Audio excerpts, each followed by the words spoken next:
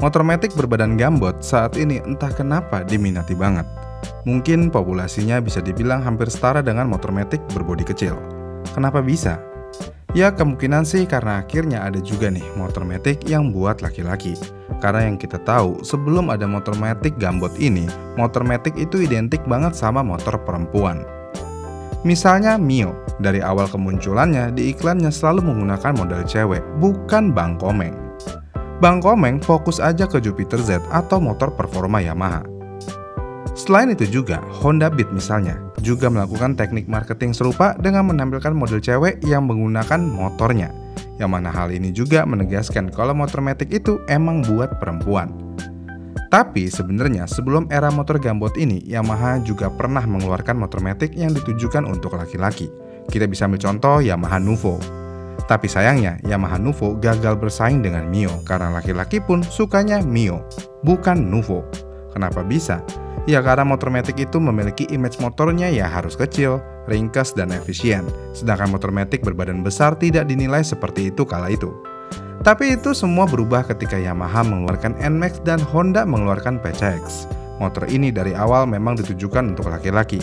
Dengan bodi yang besar, akhirnya laki-laki gentleman sejati pun tidak malu untuk naik motor matic yang berbodi kecil. Kemudian dengan perkembangan yang bisa dibilang cukup pesat untuk motor-motor ini, orang-orang gentleman sejati akhirnya minta lebih. Mereka nilai bodi NMAX atau PCX dirasa kurang gede yang membuat gentleman sejati ini merasa kurang. Dan akhirnya produsen pun memberikan motor yang lebih besar. Besar secara bodi dan besar secara mesin. Yamaha mengeluarkan X-Max 250 dan Honda mengeluarkan Forza 250. Ketika peluncurannya, motor-motor ini disambut dengan baik oleh banyak orang. Motor ini dinilai keren, pakai banget. Karena kita tidak bisa melihat kekurangan dari desainnya dari segi manapun. Kedua motor ini keren. Dan untuk penjualannya sendiri, X-Max cukup laris dan cukup diminati oleh kebanyakan orang. Yang pada akhirnya Yamaha bisa dikatakan berhasil di segmen ini.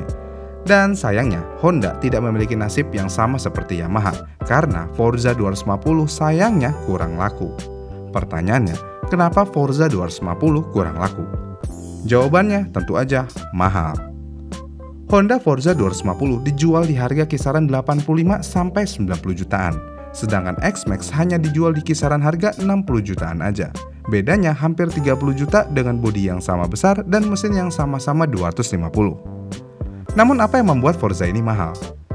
Forza 250 menggunakan mesin single cylinder 4 tak 4 valve SOHC dengan diameter bor di 72 mm dan stroke-nya di 68,6 mm dan rasio kompresinya ada di 10,2 banding 1 yang bisa menghasilkan tenaga di 23,19 horsepower dengan torsi maksimal di 24 Nm.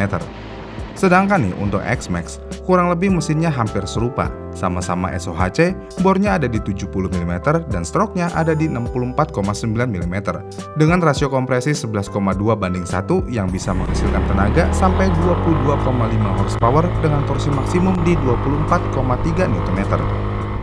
Jika dilihat dari spesifikasi mesin, X-Max lebih bagus dan lebih bertenaga seharusnya dari atas kertas. Namun kenapa Forza ini bisa lebih mahal daripada X-Max? Sebenarnya bukan dari mesinnya yang membuat Forza ini mahal, karena faktor utamanya ada di fitur-fitur canggihnya. Yang paling terlihat ada di fitur windshield-nya yang bisa digerakkan naik turun dengan cara elektrik, dan Forza adalah motor satu-satunya yang memiliki fitur ini di kelasnya.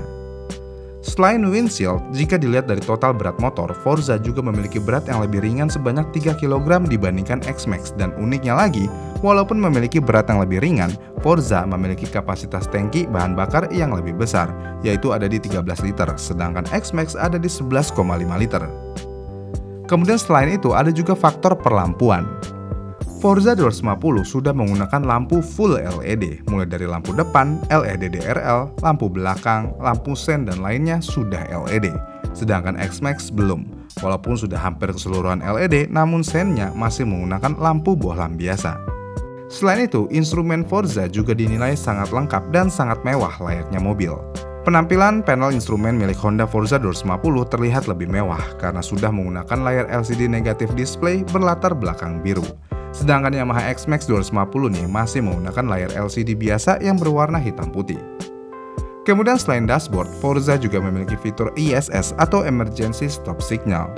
Fitur ISS akan otomatis menyalakan lampu hazard dengan kedipan cepat ketika pengendara melakukan pengereman mendadak. X-Max tidak memiliki hal ini.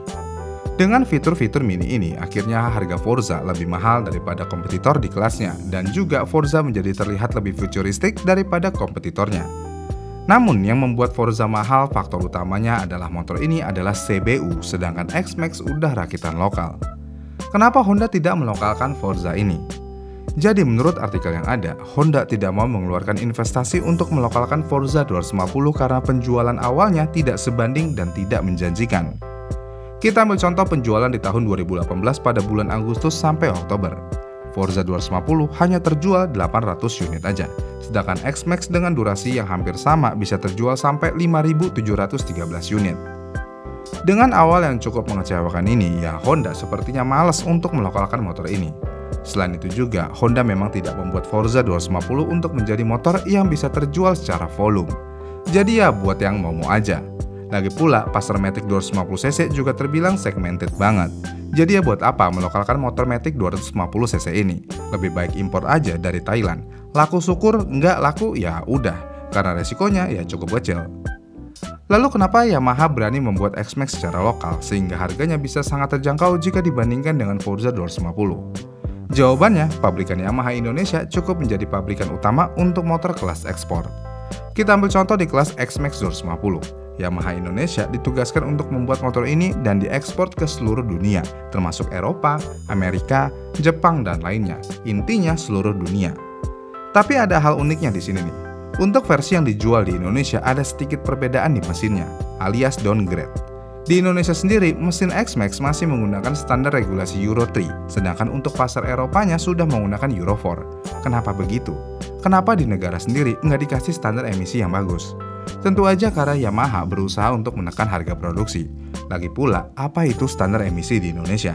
RX King aja masih banyak kok yang jalan di jalan raya protokol dan masih bisa bayar pajak tahunan, yang secara harfiah, motor ini masih dilegalkan di jalan manapun selama mereka masih bayar pajak. Jadi ya, nggak jelas standarisasi emisi di Indonesia.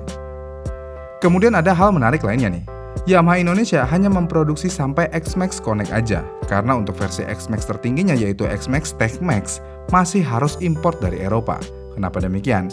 Ya menurut Yamaha mereka ingin menjaga kebanggaan hal tersebut, yang mana barangnya diimpor dari Eropa bukan buatan lokal.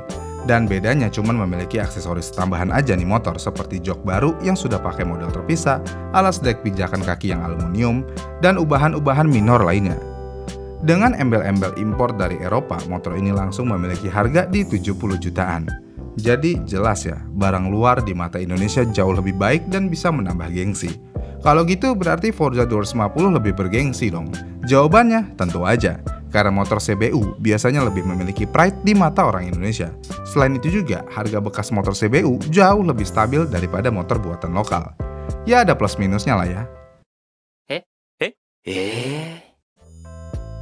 Gimana nih menurut kalian? Apakah kalian mau membeli Forza 250 seharga 90 jutaan?